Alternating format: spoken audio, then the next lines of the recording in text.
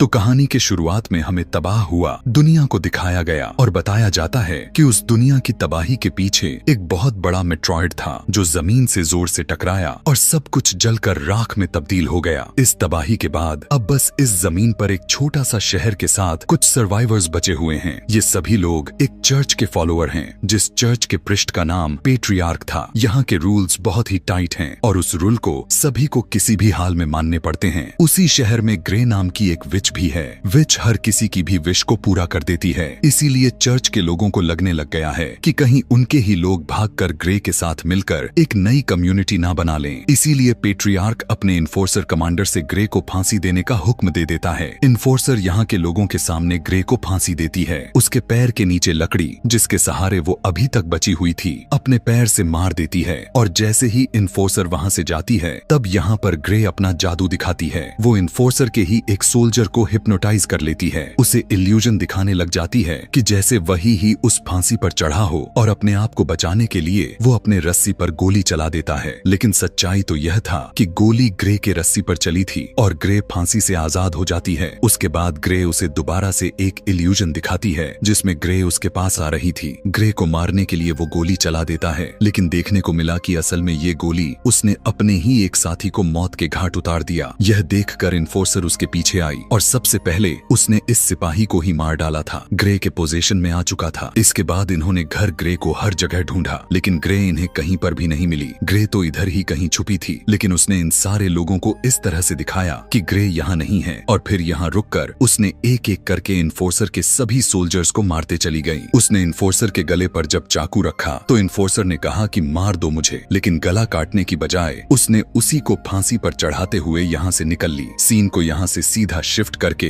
Boys को दिखाया जाता है और वो एक टर्नल के करीब से होता हुआ गुजर रहा था तो अचानक से बहुत सारे डाकू उसके ऊपर हमला कर देते हैं। एक डाकू उसी की ही गन को उसी के घोड़े से उतारने की कोशिश करता है कि तभी एकदम अचानक से दो मुंह वाला सांप उस डाकू के ऊपर हमला करके उसे डंस लेता है। इसके बाद बॉयस बाकी के बचे हुए डाकुओं से लड़ने लग जाता है। किसी को अपने स्किल से फाइट करते हुए मारता है तो किसी को अपनी बंदूक से शूट करके उनकी जानें ले लेता है। और इस तरह से सब कुछ मैनेज करने पर हमें पता चलता है कि बॉयस कोई आम इंसान नहीं था, वो एक बाउंटी हंटर था और अपने काम को बहुत ही अच्छे से करता था। दूसरी तरफ हमें दोबारा से ग्रे को दिखाया जाता है, जिसके पास यहाँ की रानी के साथ उसके खास आदमी मिलने के लिए आते हैं। असल में क्वीन ग्रे से चाहती थी कि वो उसके लिए एक शेप शिफ्टर की पावर को लेकर आए। ग्रे भी इसके लिए क्वीन से भारी कीमत मांगती है और कहने लगी कि मैं ये तुम्हारा काम आने वाले फुल मून तक करूंगी, जिसके आने में सिर्फ 6 दिन ही रह चुके थे। ये दोनों यहाँ से चले जाते हैं। वो कुछ ही टाइम के बाद यहाँ पर क्वीन का एक खास आदमी बाहर आता है और ग्रे से क्वीन के काम को करने से मना करता है, क्योंकि उसे लग रहा था कि क्वीन जो करना चाह रही है वो दरअसल बिल्कुल भी ठीक नहीं है। हैरानी की बात तो यह था कि ग्रे उसकी भी बात मान गई थी। हालांकि ग्रे इस आदमी की भी बात को नहीं मानना चाहती थी, लेकिन क्योंकि उसके ऊपर एक कर्ज था, एक श्राप था कि वो किसी को भी विश को मना नहीं कर सकती थी, तो उसने इस आदमी की भी विश को मान लिया। अब आगे कहानी में ट्विस्ट तो आने ही वाला है कि किस तरह से ग्रे इन दोनों अपोजिट विश को मैनेज करेगी। अब वो अपने पावर्स से पूरे लॉस्ट लैंड में शेप शिफ्टर को ढूंढने लग जाती है जिसे उसे मारना है। वो अपने विजन में देख पाती है कि बहुत से लोग शेप शिफ्टर का शिकार करने के लिए आए थे, लेकिन फिर ये सभी उसी का शिकार बनकर रह गए। इन सभी को मार देने के बाद शेप शिफ्टर ने एक बहुत ही जोरदार दहाड़ मारी, जिससे डरकर ग्रे का जादू टूट जाता है। सीन काटकर हमें क्वीन को दिखाया जाता है जो इस टाइम किंग के पास थी। यहाँ पर पहली बार हमें किंग दिखाए गए जो कि बहुत ही ज्यादा बीमार हो चुके हैं और बेड पर ही पड़े रहते हैं। ग्रे बॉयस से मिलने के लिए आती है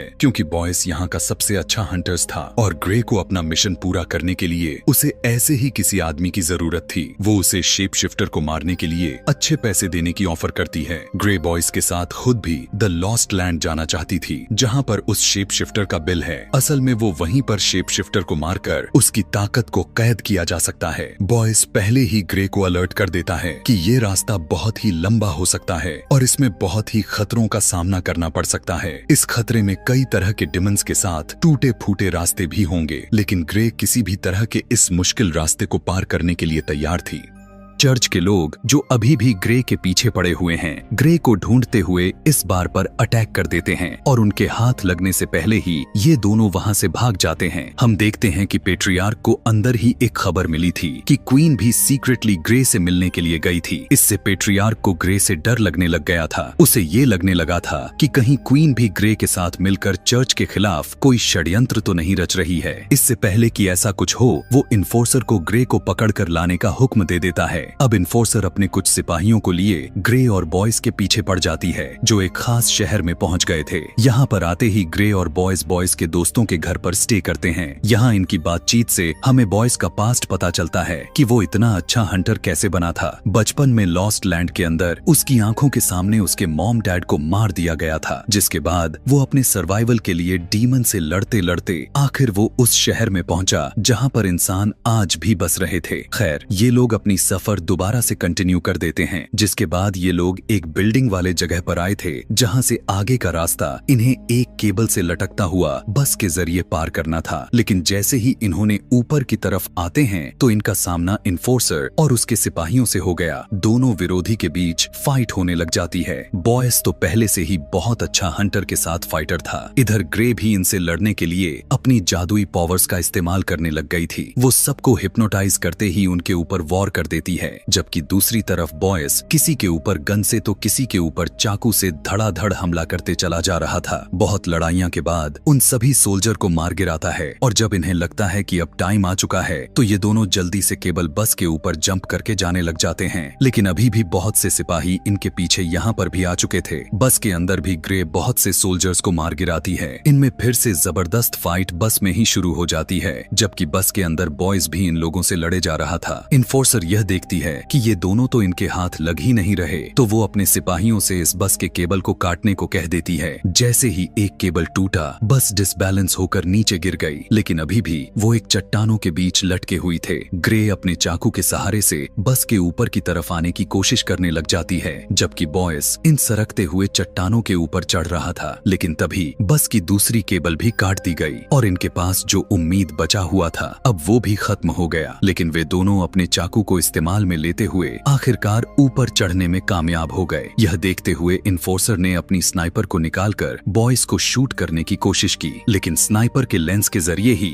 ग्रे ने दोबारा से इन्फोर्सर को हिप्नोटाइज कर लिया। उन्हें ऐसा फील हुआ कि वो दोनों वहां से चले गए हैं और इस तरह उन दोनों का पीछा उन लोगों से बच गया। फाइट्स के दौरान बॉयज को एक गोली लग चुकी थी, जिसकी वजह से उसे बहुत ज्यादा दर्द हो रहा था। खुद ही बॉयज उस गोली को अपने शरीर से निकाल देता है और ग्रे अपने जख्मों पर टांके लगाती है। हमें क्वीन को दिखाया जाता है, जिसे पता चला है कि वो प्रेग्नेंट है। क्वीन को एक वारिस मिल चुका था, इसीलिए उसे किंग की अब और सहने की जरूरत नहीं थी। क्वीन का रवैया भी कुछ ठीक नहीं था। वो किंग से अलग भी होना चाहती है, लेकिन किंग से अलग होने पर जो उसे क्वीन की हैसियत से ताकत मिली है वो उसके पास से खत्म हो जाएगी। इसीलिए बिना रहम दिखाए फौरन से किंग को मार देती है और सबसे झूठ कह देती है कि उनकी बीमारी की वजह से उनकी मौत हो गई। इधर ये लोग अब एक ऐसे शहर में पहुंच चुके थे जहां इनके पीछे बहुत सारे डिमंस लग जाते हैं। ये अजीबो गरीब तरह के दिखने वाले क्रिएचर्स इंसानों के जैसे ही लग रही थी, लेकिन देखने में बहुत ही भयानक थी। इससे पहले कि ये ग्रे के ऊपर हमला कर देते, बॉयस अपने चारों तरफ ऑयल फैलाकर वहां आग लगा देता है, क्योंकि उसे अच्छे से पता था कि आखिर इन क्रिएचर्स की कमजोरी क्या है। इन्हें आग से डर तो लगता था, लेकिन ये डिमन तो उनकी सोच से भी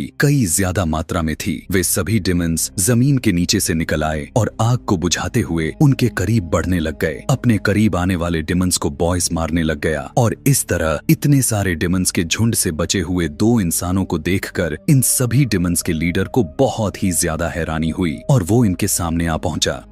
उसको देखते ही ग्रे ने अपना जादू उसके ऊपर करने लग गई। उसने क्रिएचर्स के लीडर को हिप्नोटाइज करके इन सारे क्रिएचर्स को अपने से दूर करवाने का ऑर्डर दिलवाया, जिसके बाद मौका मिलते ही वो अपने हाथों से आग निकालती है और यहाँ पर सारे के सारे क्रिएचर जलकर राख में बदल जाते हैं और आखिरकार इनका पीछा छूट जाता है। आगे चलकर बॉयस उससे पूछने लगता है कि मुझे आग के बारे में पता ही नहीं था, तुमने वो आग कैसे जलाई थी? तब ग्रे ने उसे सच्चाई बताते हुए कहा कि असल में मैंने वहाँ पर कोई आग नहीं जलाई थी, बस इन सारे डिमंस को इल्यूजन दिखाया था। डिमंस अपने सोच के साथ साथ उस आग के डर की वजह से ही मर गए। अब अगला शहर लॉस्ट लैंड था। कुछ देर की दूरी पर बॉयस उसे इस बार भी रोकता है और कहता है, आगे चलना बहुत ही ज्यादा खतरनाक है, तुम्हारी जान भी जा सकती है। अब ये बात करते हुए ब्रिज को पार ही कर रहे थे कि इन्होंने देखा इन्फोर्सर अपनी बहुत सारी आर्मी को लेकर इनके पीछे अभी भी लगी हुई थी। सामने इनके ब्रिज के अलावा कोई और रास्ता था भी नहीं। आखिर बचते तो बचते कैसे? तभी ग्रे को एक और आइडिया आता है। वो ब्रिज पर तेजी से भागने लग जाती है और इन्फोर्सर भी ट्रेन स्पीड ज्यादा करते हुए ग्रे को कुचलने का प्लान करने लग जाती है। लेकिन एक पॉइंट पर जाकर इन्फोर्सर को पता चलता है कि ये ब्रिज असल में टूटा हुआ था। उनकी ट्रेन की स्पीड इतनी तेज थी कि वे ब्रेक भी नहीं लगा पाए और ब्रिज के आखिरी पॉइंट पर पहुंचने पर ग्रे ने जंप लगा ली, जहां उसे नीचे लटके हुए बॉयस ने पकड़ लिया और उसकी जान तो बच गई, लेकिन इन्फोर्सर के साथ उसके सारे साथी अपनी जान से हाथ धो बैठे। यहाँ जब पेट्रियार्क को पता चलता है कि उसकी सभी साथी मारे गए तो उसे एक भयानक सा डर सताने लग गया। उसे लगने लगा कि वो जो अपने मजहब के नाम पर सबको अपना गुलाम बनाए बैठा है, ऐसा ना हो कि कोई ग्रे के साथ मिल जाए और उसकी ये ताकत उससे छीन लिया जाए। इसीलिए वो सारे गुलाम लोगों में यह जाहिर करने की कोशिश करने लग जाता है कि क्वीन ग्रे के साथ मिलकर इस जगह को बर्बाद करना चाहती है। क्वीन को जैसे ही इस बारे में खबर लगती है तो वो अब अपने एक खास आदमी से अपनी बात मनवाने का फैसला कर लेती है। उसे करीब करते हुए अपने प्यार के जाल में फंसाकर वो उसके जरिए पेट्रियार्क के साथ उसके सारे लोगों को जान से मरवा देती है। इधर दिखाया गया जहाँ पर शेप शिफ्टर रहता था।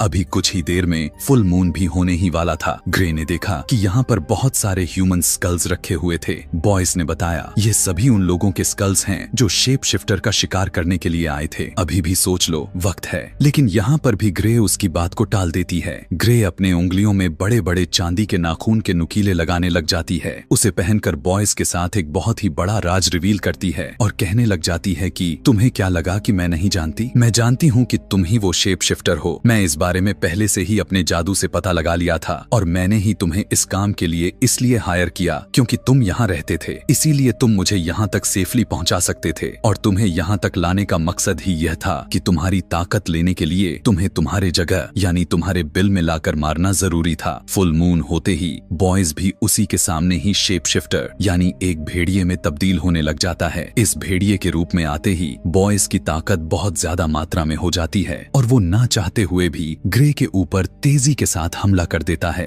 ग्रे भी अब लड़ने के लिए तैयार थी। अपने जादू से वो बॉयज को हिप्नोटाइज करते हुए ऐसा दिखाती है कि जैसे बहुत सारे परिंदे उसके पास आ रहे हैं। इन परिंदों को हटाने के लिए भेड़िया अपने हाथ को इधर उधर करने लग जाता है कि तभी उसी टाइम एक बहुत बड़ा सा परिंदा उसके ऊपर हमला करने के लिए पहुंचता है। उससे बचने के लिए जैसे ही बॉयस पीछे होने लगा तो उसकी कमजोरी और उसके भटके हुए दिमाग का फायदा उठाते हुए ग्रे अपने चांदी के नाखून से उसके ऊपर हमला कर देती है। इतने में ही चांद भी बादलों के पीछे छुप जाता है और बॉयस की बॉडी इंसानी का रूप ले लेता है। ग्रे के हमले की वजह से वो फिलहाल के लिए बेहोश हुआ था। होश में आकर वो देखता है कि वो तो एक बड़ी जंजीरों से बंधा हुआ है। वो अपने आप को कमजोर फील कर रहा था। पता चला कि शेप शिफ्टर की कमजोरी असल में चांदी है और ग्रे ने उसे कमजोर करने के लिए एक बहुत ही अच्छा खेल खेला था। जब ग्रे ने उसके शरीर पर टांके लगाए तो उसके अंदर ही एक चांदी का सिक्का डाल दिया था जो अब उसकी बॉडी में रिएक्ट करके कमजोर बना रहा था। अब वो बॉयस से माफी मांगती है और कहने लग जाती है कि मैं जो करने जा रही हूँ वो तो मैं करना नहीं चाहती, लेकिन मैं अपने श्राप की वजह से मजबूर हूँ। वो उसकी जान लेनी ही वाली थी, लेकिन तभी बॉयस ने कहा कि मेरी भी एक विश है। बॉयस उससे विश करता है कि तुम मेरे पास ही रहो। दरअसल वो अब ग्रे से प्यार करने लग गया था। यह सुनकर ग्रे के आंखों में आंसू आने लग गए और उसने कहा कि हर विश की एक भारी कीमत भी चुकानी पड़ती है। बॉयस इसके लिए भी तैयार था, लेकिन ग्रे तो बुरी तरह से फंस चुकी थी। वो क्वीन की विश पूरी करती, क्वीन की खास आदमी की या फिर बॉयस की। जैसे ही फुल मून दोबारा से बादलों से बाहर निकलता है, बॉयस एक शेप शिफ्टर में बदल जाता है और बॉयस काफी बेदर्दी के साथ उसके सीने में अपना खंजर को स्टैब करते हुए उसे जान से मार देती है। जिसके बाद ये सीन यहीं पर कट हो जाता है और हमें अगली अगली सुबह का सीन दिखाया जाता है। ग्रे के हाथ में हमें बॉयज की भेड़िए वाले खाल को दिखाया गया। ग्रे के वापस आते ही वो देखती है कि यहाँ के सारे लोग बहुत ज्यादा खुश थे, क्योंकि वे सभी चर्च के हुकूमत से काफी ज्यादा मात्रा में तंग आ चुके थे और उनके लिए उम्मीद की एक किरण सिर्फ ग्रे ही दिखाई दे रही थी। ग्रे के आते ही वो अपना विरोध करना शुरू कर देते हैं और सारे के सारे विद्रोही बन जाते हैं। चर्च के ऊपर सभी हमला करके उसके ऊपर का क्रॉस भी गिरा देते हैं। ग्रे अब सबसे पहले जाती है क्वीन के सबसे खास आदमी के पास। वो उसे बॉयज के खाल को देते हुए कहती है क्वीन को अपना खून इसके ऊपर डालना है, जिसके बाद इसकी ताकत उसके अंदर चली जाएगी। उसकी खाल पकड़ते हुए वो आदमी कहता है कि मैंने तो तुमसे विश मांगी थी कि तुम क्वीन की विश ना पूरी करना। तो ग्रे उसे यहाँ पर ट्विस्ट बताते हुए कहने लग जाती है कि क्वीन असल में शेप शिफ्टर बनकर बॉयज को पाना चाहती थी, लेकिन वो यह बिल्कुल भी नहीं जानती थी कि शेप शिफ्टर सिर्फ एक ही है और वो है बॉयज। क्वीन की शेप शिफ्टर बनाने के लिए बॉयज की ही मुझे जान लेनी पड़ी और तुम्हारा विश करने का मकसद था कि तुम्हें क्वीन मिल जाए। अब बॉयज मर चुका है तो क्वीन भी तुम्हारी हो चुकी है। अब जब क्वीन को यह हकीकत पता चलती है कि बॉयज मर गया तो वो पूरी तरह से टूट जाती है। उसे वो लम्हे याद आने लग गए जब बॉयज ने उस कहा था कि तुम मेरे तरह नहीं हो, मैं अपने ही तरह के किसी से शादी करना चाहता हूँ, न कि तुम्हारी तरह। और वजह भी यही है कि क्वीन ने शेप शिफ्टर बनने का फैसला किया था, लेकिन वो यह बात नहीं जानती थी कि अपने इस फैसले में वो बॉयज को ही खो डालेगी। वो पूरी रात इसी गम में डूबी रही। फुल मून होने तक उसने अपना रिचुअल कंप्लीट नहीं किया और सुबह की सूरज की रोशनी शेप शिफ्टर के खाल पर पड़ते ही वो खाल आग की तरह जलकर राख हो गई। अब क्वीन गुस्से में अपने खास आदमी जेरेस को ही मार डालती है, जो इस टाइम क्वीन के पास आया हुआ था। लेकिन बाहर जाने पर उसे एहसास हुआ कि उसने इमोशंस में आकर बहुत बड़ी गलती कर दी थी। उसने जेरेस को मार दिया है, जिसकी फौज के जरिए वो बाहर के लोगों से लड़ पाती, जिनसे बगावत कर पाती। यहीं से सीन को काटकर हमें बॉयज को दिखाया जाता है, जिसे सुबह होते ही होश आ गया था। वो जब मरा था तो एक शेप शिफ्टर में बदला हुआ था। उसकी जान उसकी खाल में ही थी, क्योंकि उसकी खाल का इस्तेमाल क्वीन ने नहीं किया तो उसकी जान दोबारा से बॉयज के अंदर चली गई और वो जीवित हो गया। गुस्से में बॉयज ग्रे के पास जाता है और उसकी गर्दन पर चाकू रख देता है।